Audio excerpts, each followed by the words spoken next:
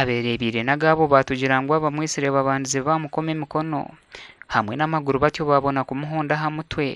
bakamwita. Polisi ya Shema Central Station Kabohe yahiko umwanya gunembwa yayinkagirize bitwi yahiko mu butawuni bwa Katwe oburare bw'abina zaba bwababura za kumureba bambahingura mbaza kushuma abana bishonora mu bije bakangambira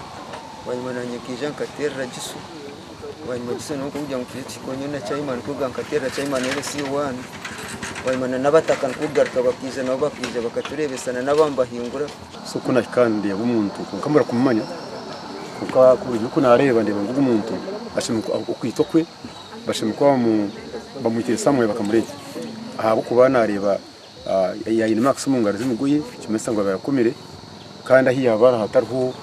max zone zikureka ngo hino kuba imbarwana n'abandi bantu abaturana batugira ngo umwanya ugugwa Katwe na munongo mu kibere kikabira kitro kandi abantu batano nubo bisurwa mu bwire bw'ameza ashatu gonka omucyaro nico cyumwe kuba ebyo bisi omucyaro kitu birekari nimzumira munonga government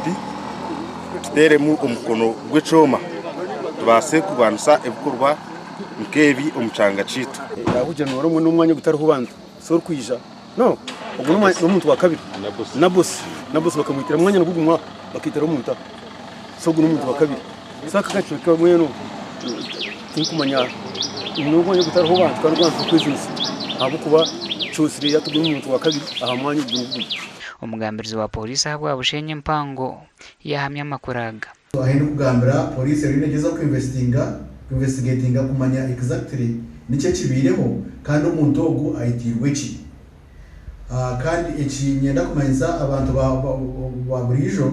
kugira ngo umuntu wakubaza kushanga umuntu we abuzire aho kuba yatine yene document shu kugira ngo mugambeho iza health center for ya Kabohe kugira ngo ubundi akayidentifyinga umurambo wo ahita wagera kwandikira makuraga oyisirwe yabatakabonere babo kandi ubwo hati umubero gwe ngukiriye harakaboye health center yakana gasha kwa mayiko twaciri.